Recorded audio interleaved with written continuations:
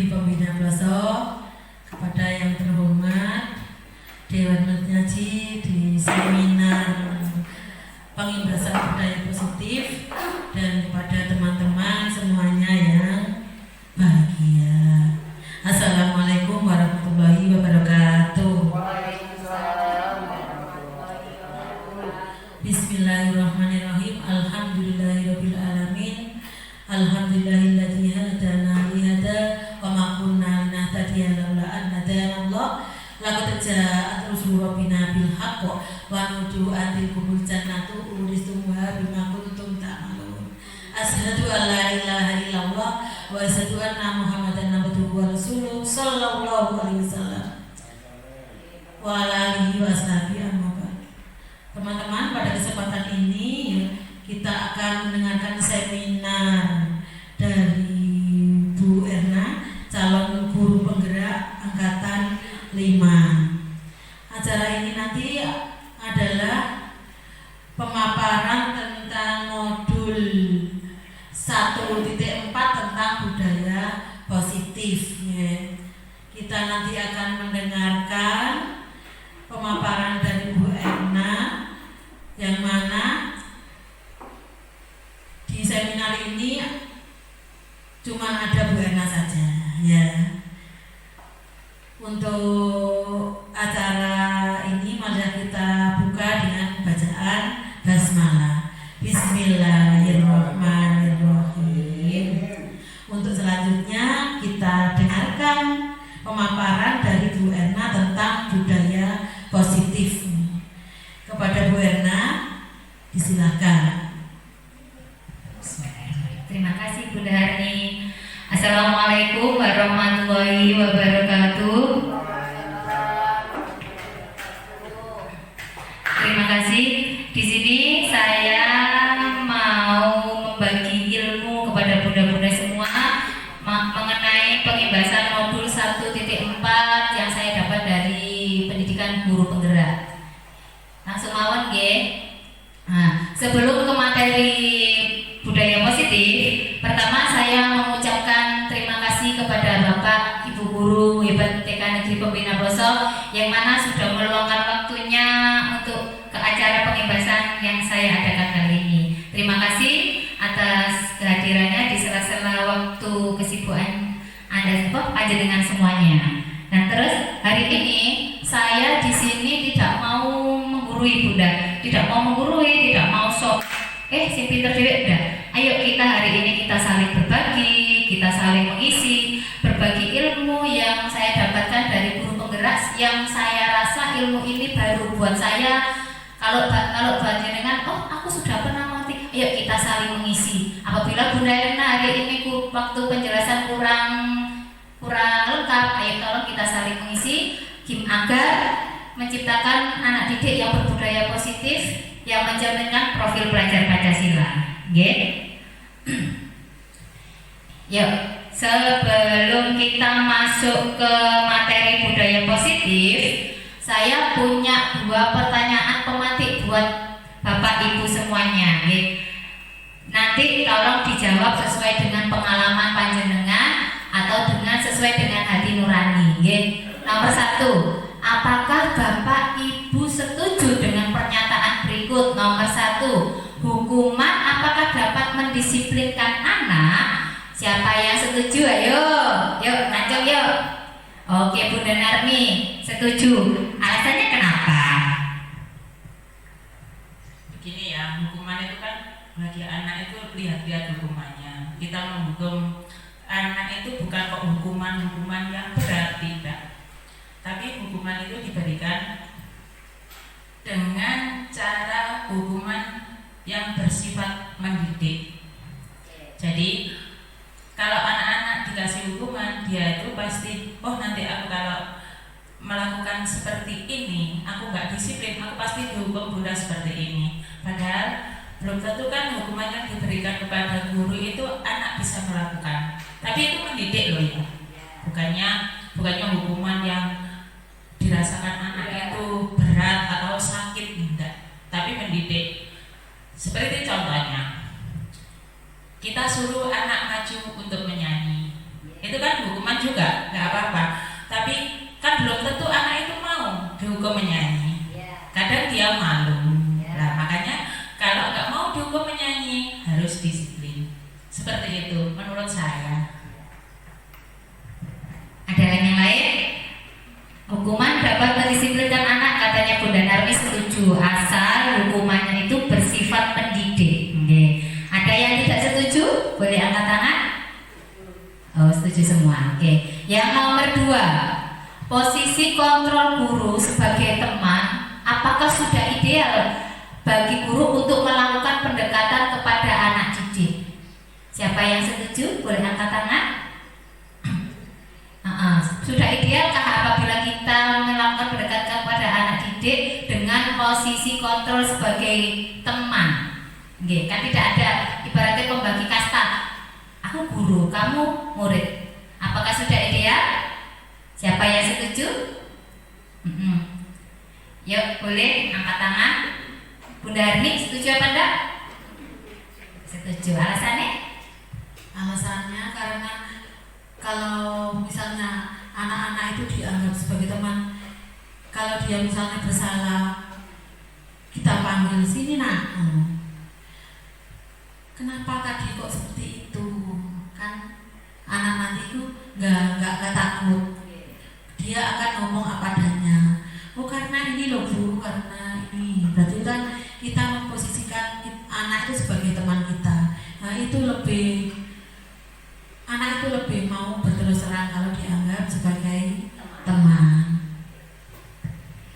Ya, katanya Bunda Arni setuju sebagai teman pada waktu kita melakukan pendekatan kepada anak didik, karena anak didik akan merasa tidak takut, seperti itu.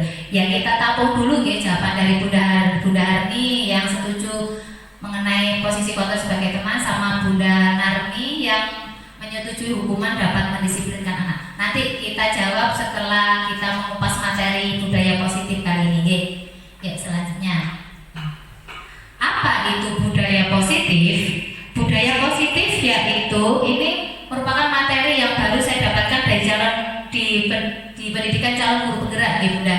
Budaya positif yaitu merupakan kebiasaan-kebiasaan yang dilakukan sebagai perwujudan dari nilai-nilai kebajikan universal yang diterapkan di sekolah.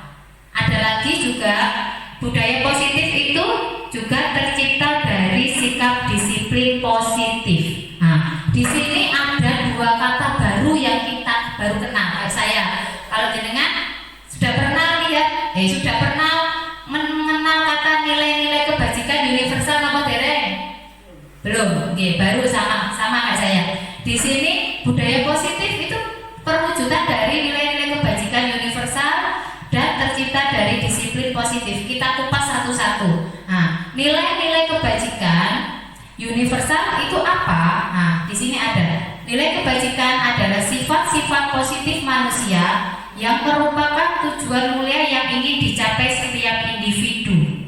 Dan nilai kebajikan setiap anak Indonesia kita kenal dengan profil pelajar Pancasila. Pasti ibu-ibu sudah mengetahui profil pelajar Pancasila itu apa sih? Nah, kemarin kan kita sudah workshop implementasi kurikulum merdeka, Ada berapa Bunda profil pelajar Pancasila itu? Ada berapa? Oke, 6. Apa saja ya? Yuk, beriman, bertakwa kepada Tuhan Yang Maha Esa, berkebinekaan global, bergotong royong, kreatif, bernalar kritis, dan mandiri. Kemarin juga pas waktu kita workshop IKM kan ada lagunya biar muda. Nah, kemarin pertama saya juga gitu, angel, kok susah ya mengingatnya. Nah, kemarin pas kita workshop IKM dengan lagu muda, iman takwa berakhlak mulia, lalu berkebinekaan global, bergotong royong juga mandiri, bernalar kritis serta kreatif. Itu adalah 6 profil menjadi pelajar Pancasila. Nah, lebih mudah kan daripada apa ya itu 6 profil. Nah, seperti ini. Jadi budaya positif itu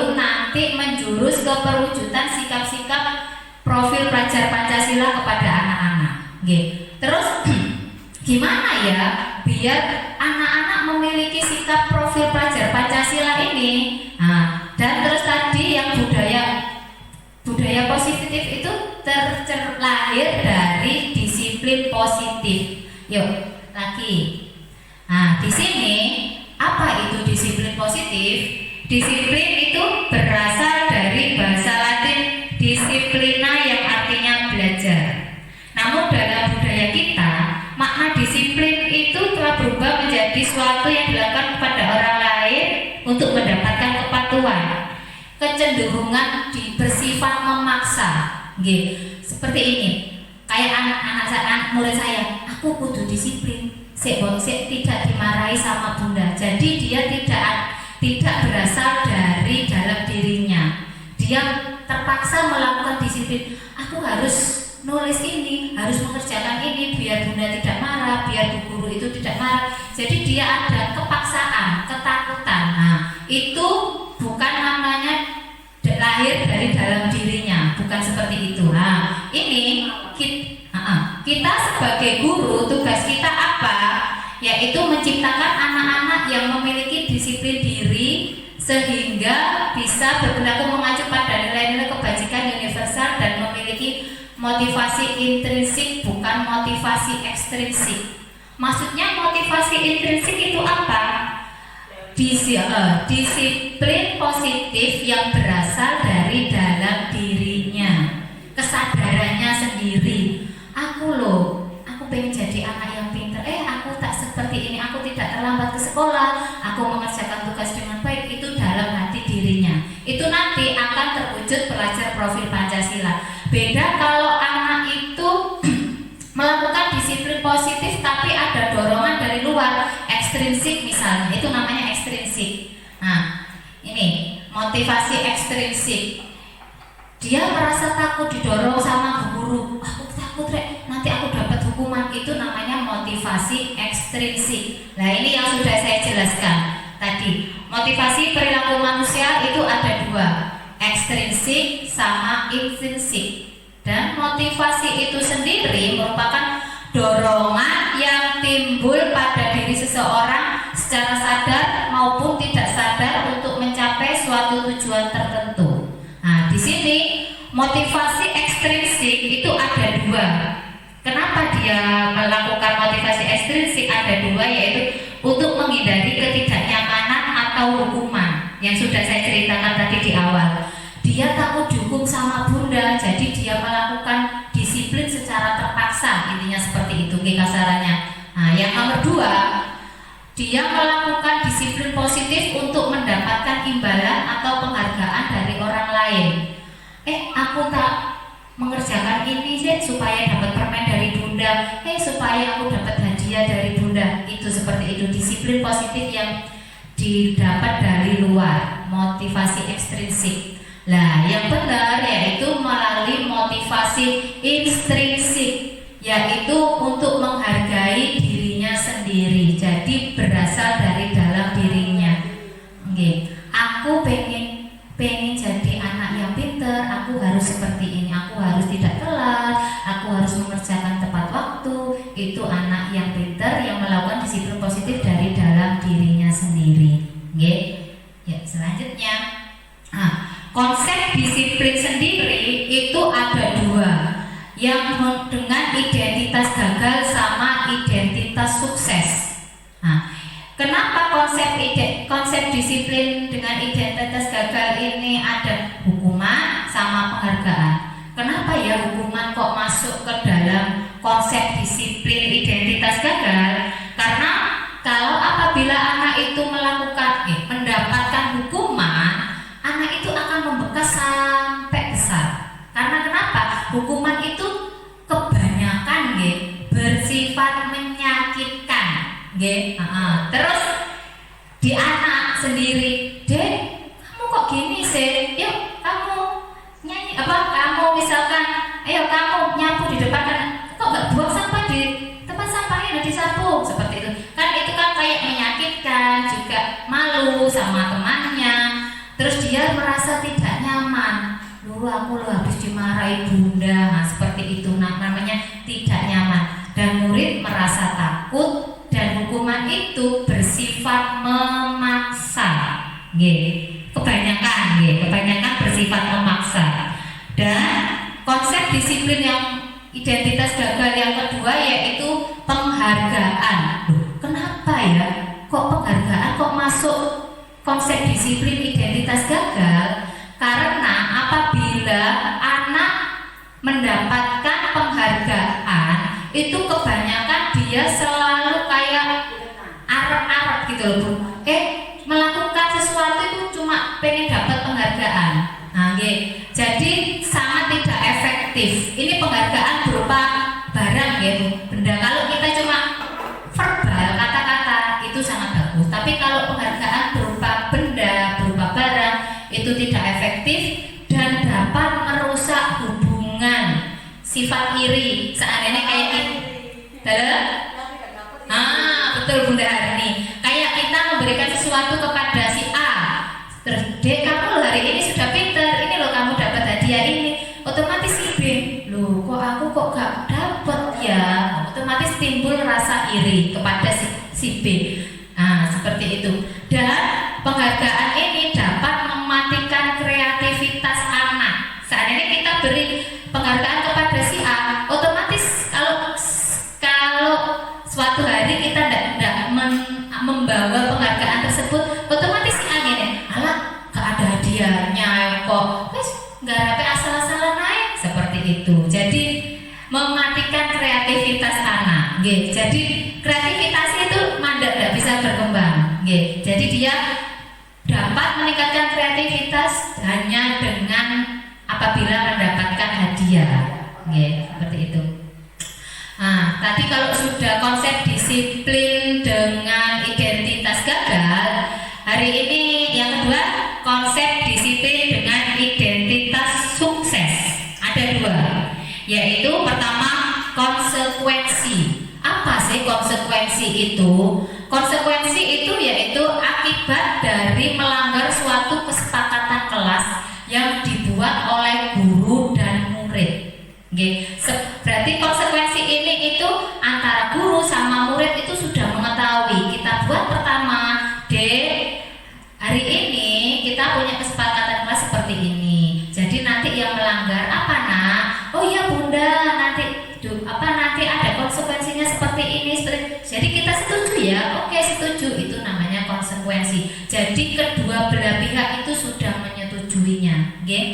Terus otomatis kalau kedua belah pihak sudah menyetujui, otomatis murid akan menghormati kesepakatan kelas tersebut. Dan apabila ada murid yang mendapatkan konsekuensi akibat dia melanggar kesepakatan kelas, otomatis dia melakukan konsekuensi itu secara tidak terpaksa. Soalnya sudah tahu dari awal. Dan yang identitas sukses kedua yaitu restitusi. Apa itu restitusi? Ini baru pertama kali Bunda saya dengar melalui pendidikan guru penggerak ini. Restitusi adalah proses kolaboratif yang mengajarkan murid untuk memecahkan masalahnya sendiri. Jadi ini bersifat seperti coaching.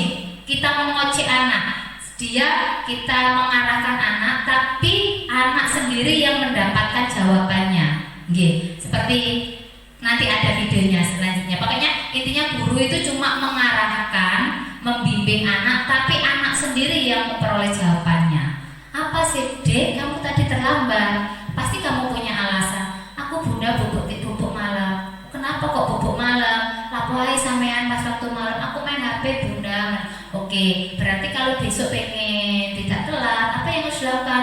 Bubuk lebih awal. Jadi kita cuma membimbing toh. Jadi guru itu, murid itu jadi punya sendiri, punya jawaban sendiri.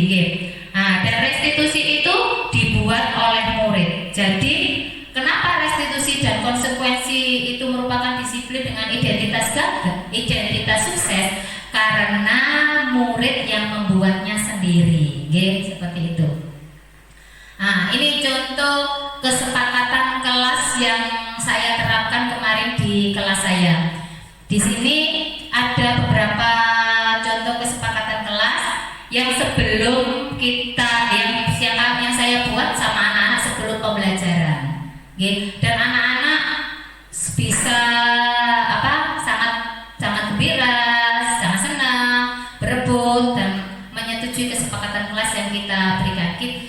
Bunda bagaimana buatnya? Kita bikin gambar, beberapa gambar. Kan anak TK itu belum bisa membaca ya Bunda, belum bisa nulis. Ada yang bisa nulis, ada yang belum, ada yang bisa baca. Tapi kebanyakan kalau anak TK, anak pada usia dini itu lebih suka pada gambar. Jadi gimana cara bikin kesepakatan kelas? Kita bikin gambar beberapa, kita taruh di meja. Dek, kenalkan satu-satu. Dek, Bunda punya kesepakatan kelas yang harus dipatuhi, yang harus dilakukan pada waktu pembelajaran hari ini. Gambarnya kita tunjukkan, ada ini, yuk kita pilih. Jadi nanti kemarin yang ada 6 kesepakatan kelas itu tidak semuanya dipilih anak-anak, ada 4. Jadi oh hari ini berarti kesepakatan kelas kita seperti ini. Harus patuh ya nak ya. Oke, jadi kita jadi belajar menjadi anak yang pinter ya. Oke, jadi harus dipatuhi ya Bunda, seperti itu. Nah, kita masuk ke 5 kebutuhan dasar manusia. Nah, kenapa kok kebutuhan dasar itu masuk ke dalam disiplin positif, salah satu unsur disiplin positif? Karena apabila anak yang kekurangan dengan 5 kebutuhan dasar berikut ini, pasti dia akan melakukan sikap indisiplin.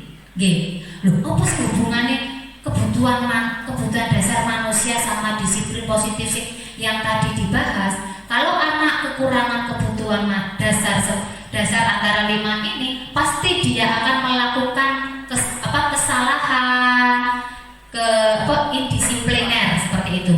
Nah, apa saja 5 kebutuhan dasar itu? Nomor 1 yaitu kebutuhan bertahan hidup. Nah, ini berhubungan sama makanan sama minuman. Kalau di dalam kelas bisa tak Bunda itu ada anak yang seandainya kekurangan itu ada. Kalau kita kan sepertinya seperti kita waktu menghadapi kalau istirahat misalnya seperti itu, ada yang nggak mau berbagi kan otomatis kan nanti terus dia itu bertengkar. Nah, padahal kesepakatan kelas yang kita buat, disiplin yang kita buat, tidak boleh bertengkar sama teman. Nah itu. Nomor 2, kebutuhan kasih sayang dan rasa diterima. Setiap murid yang kita miliki, yang kita ajar setiap hari itu pasti ingin disayang sama bu gurunya, dan diterima. Jadi apabila murid kita ada yang kadang-kadang ingin diperhatikan, itu pasti dia kebutuhan kasih sayangnya itu pengen diperhatikan atau kekurangan. Nomor 2 yaitu penguasaan. Banyak kita di kelas kita itu murid kita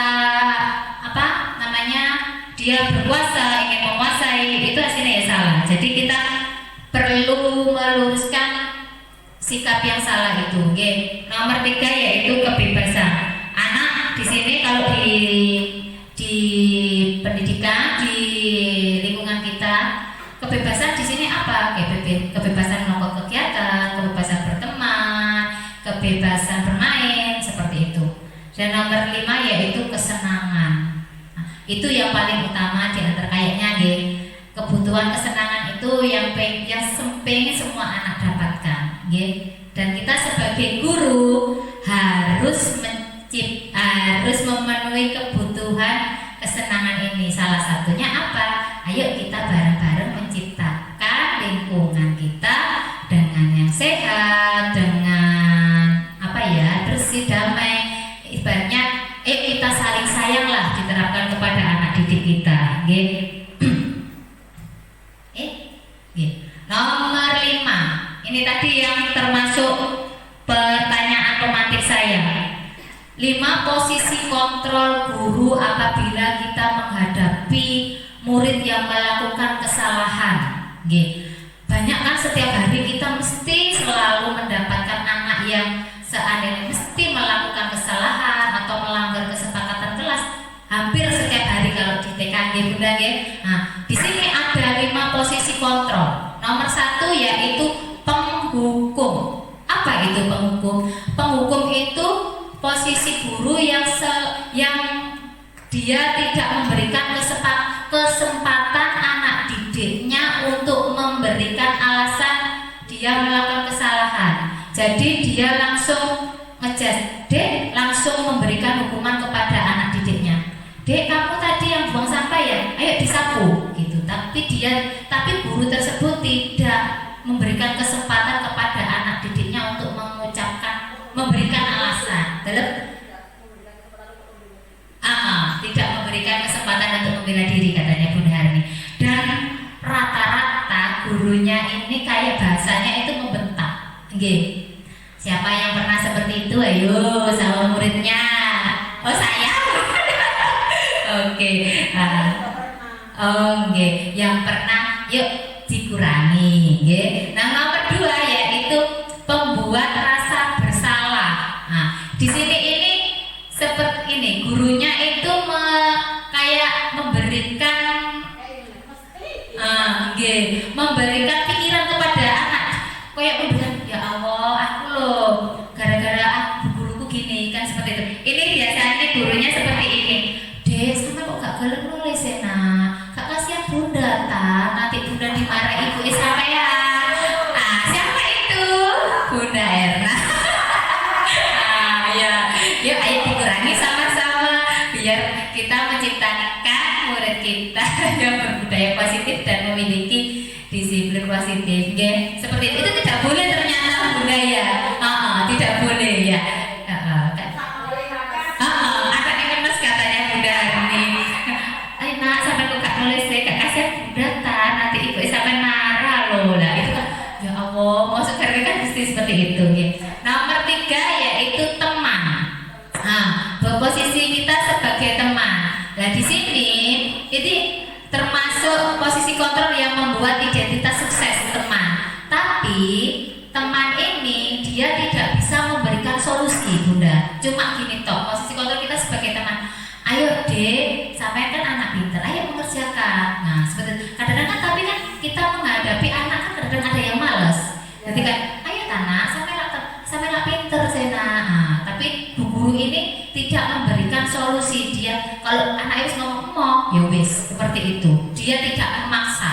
Nah, sifatnya teman seperti itu. Tapi menjurus ke identitas sukses. Yang ketiga yaitu pemantau. Pemantau ini cuma tapi kalau ada kesalahan, murid kesalahan, dia dipanggil, ditanya, tapi gurunya itu menanyai sesuai dengan peraturan. Dek, sampai mana kok gak buang sampah? Kamu tadi buang sampah di mana situ? Apa kok gak buang sampah? Di mana seharusnya buang sampah? Di tempat sampah. Ya wes saya dilakukan. Gitu toh pemantau. Dia berdasarkan peraturan yang sudah ada. Jadi tidak memberikan solusi.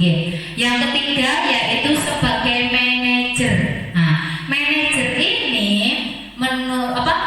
merupakan posisi kontrol ya, sangat ideal. Kenapa?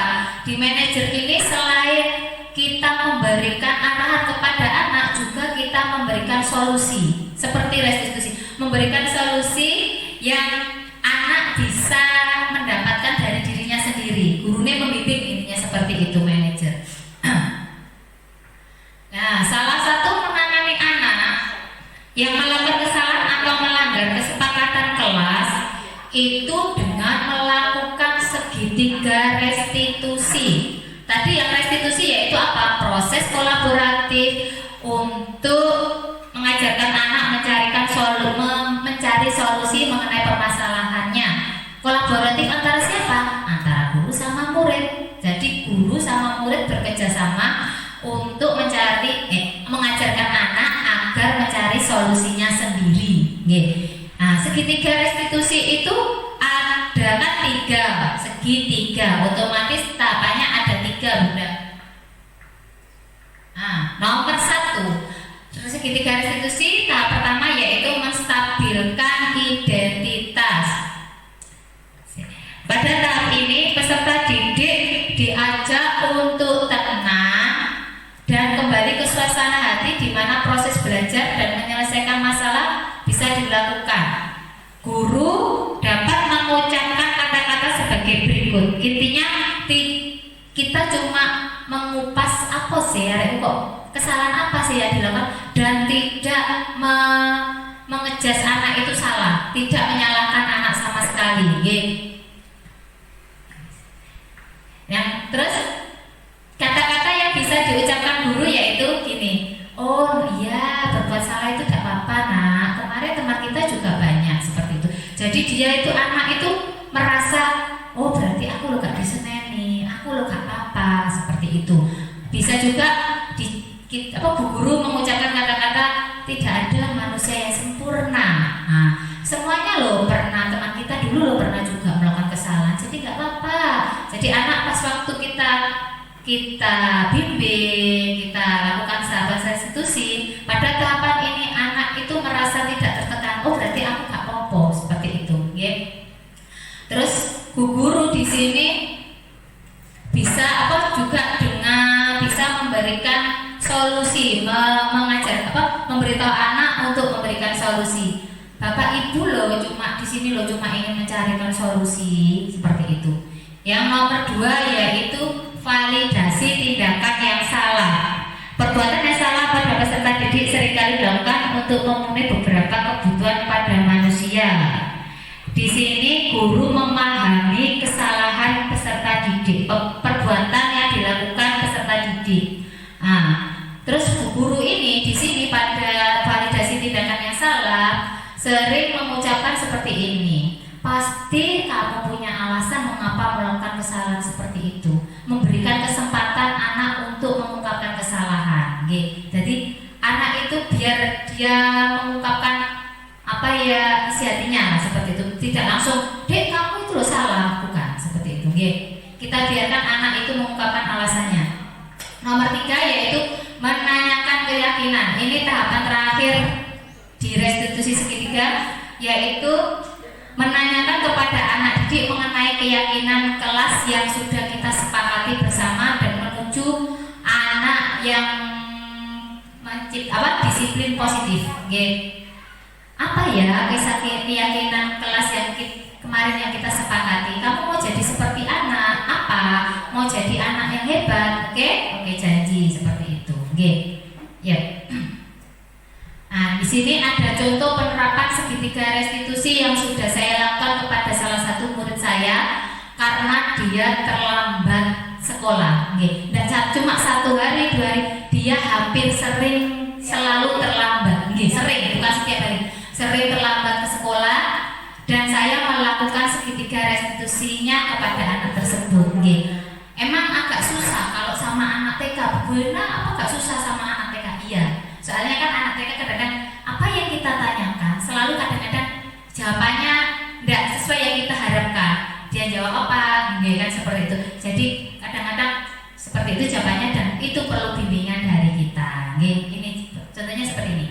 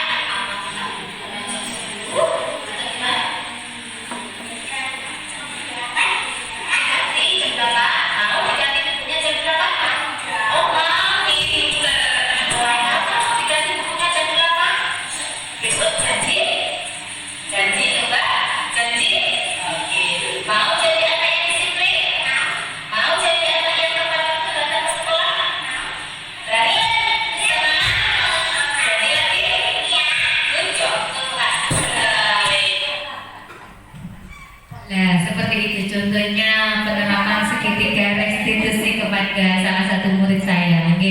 Dia selalu hampir setiap hari datang terlambat, dan kemarin kebetulan saya melakukan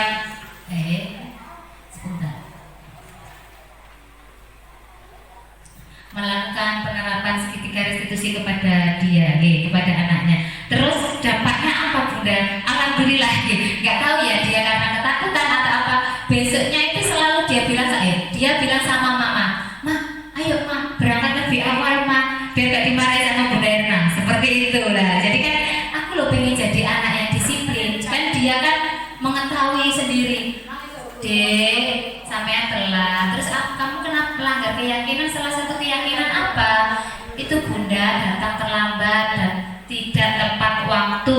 Berarti adik kalau tidak tepat waktu berarti disiplin atau tidak disiplin. Terus apa yang dilakukan?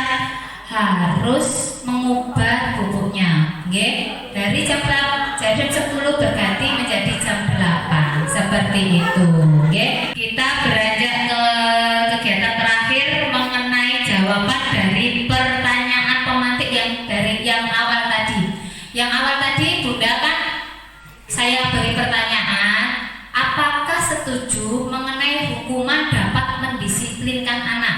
Tadi kebetulan Bunda Narmi menjawab, salah satu dari guru kita menjawab setuju, karena apabila hukuman tersebut bersifat mendidik. Ya betul, nggak apa-apa.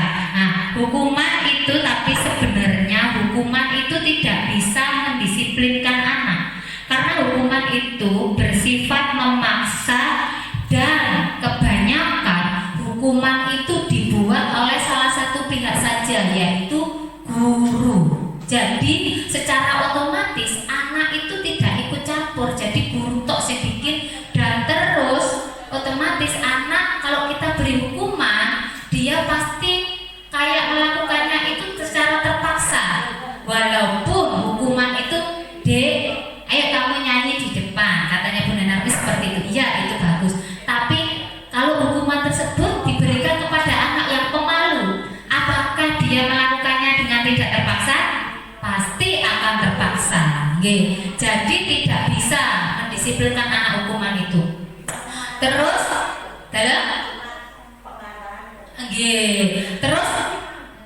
terus yang benar apa? Gimana kalau anak melakukan kesalahan? Apa yang harus diberikan oleh guru? Kalau hukuman tidak boleh, di paradigma kita, paradigma pembelajaran yang baru itu, hukuman berubah menjadi namanya konsekuensi, yang artinya kasarannya seperti ini, semacam hukuman tapi dibuat oleh dua pihak, antara guru sama murid. Itu namanya konsekuensi. Sehingga apabila murid melakukan pelanggaran, dia akan melakukan konsekuensi itu dengan tidak terpaksa. Soalnya dia ikut membuat, seperti itu ya. Terus pertanyaan kedua tadi, apakah posisi kontrol guru sebagai teman sudah ideal dalam menyelesaikan permasalahan anak didik? Katanya Bunda Harni tadi sudah ideal. Ternyata di modul budaya positif ini yang sangat ideal posisi kontrol kita sebagai untuk menyelesaikan permasalahan anak, yaitu sebagai manajer. Kenapa teman kok gak ideal, Bunda Erna? Karena teman itu cuma menanyakan tapi tidak memberikan solusi kepada anak. Anak tidak digiring untuk mencari solusinya sendiri. Tetapi sebagai manajer, guru membantu murid untuk mencarikan solusinya. Tapi solusi itu datang dari dirinya sendiri, kayak Anaya tadi. Cuma guru itu cuma mengoceh tok, menggiring tok. Itu namanya coaching, seperti itu. Sekian pengibasan modul budaya positif dari saya. Apabila ada pertanyaan, monggo bisa angkat tangan. Oke. Saya mau tanya, Bu Erna, apa bedanya peraturan kelas sama keyakinan kelas? Terima kasih Bunda Harni. Bunda Harni tadi tanya, apa ya bedanya peraturan kelas sama keyakinan kelas? Yang tadi keyakinan kelas itu sebenarnya hampir mirip sama kesepakatan kelas. Peraturan kelas bedanya yaitu peraturan kelas itu dibuat oleh satu pihak saja, yaitu sudah ditetapkan dari sekolah atau yang dibuat oleh guru. Jadi murid dipaksa untuk mematuhi peraturan kelas tersebut. Nah, sedangkan kesepakatan kelas atau keyakinan kelas itu dibuat oleh dua pihak antara guru sama murid. Jadi murid otomatis kalau melakukan kesepakatan kelas itu, mematuhi kesepakatan kelas itu pasti dengan senang hati, karena guru antara guru sama murid itu melakukan ibaratnya bikin bersama, membuat bersama seperti itu. Jadi lebih baik yuk kita sama-sama ayo sama-sama menciptakan anak yang disiplin positif, yang berbudaya positif. Yuk kita sama-sama saling belajar untuk menciptakan kesepakatan kelas yang tidak memaksa bagi anak, agar anak mempunyai budaya positif dan memiliki sikap disiplin positif seperti itu. Sampun. Akhir kalam, wassalamualaikum warahmatullahi wabarakatuh. Terima kasih sebelumnya. Kita beri aplaus pada Bunda Erna. Teman-teman, berakhirnya seminar dan keterangan dari Bunda Erna, maka berakhir pula kegiatan kita pada hari ini. Dari saya, dari awal sampai akhir, apabila ada kesalahan, saya mohon dimaafkan. Akhir kalam, wassalamualaikum warahmatullahi wabarakatuh.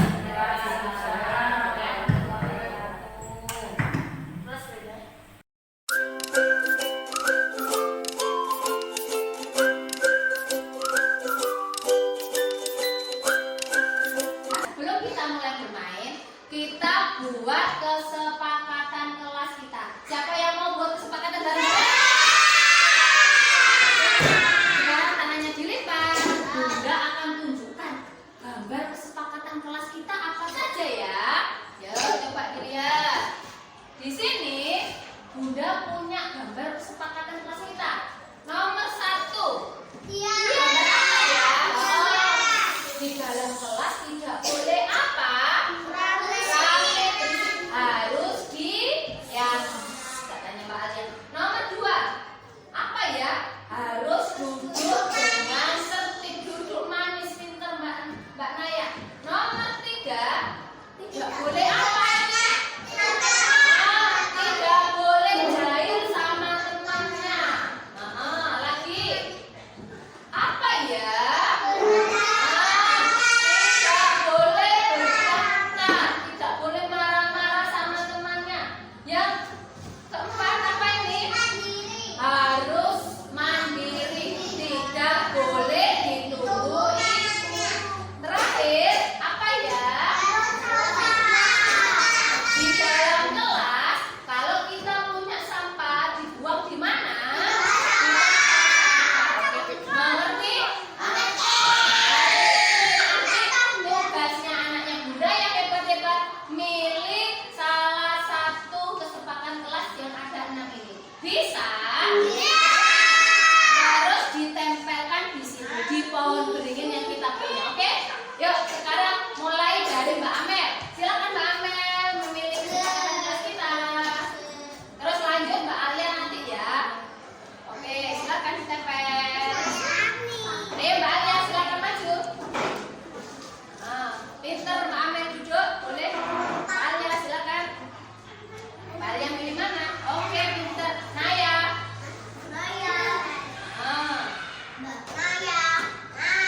Ya, silakan. Oke, pinter. Mbak Kayla, oke. Dilanjutkan dengan Mbak Kayla. Silakan. Mbak Alia sudah mirip katanya. Ya.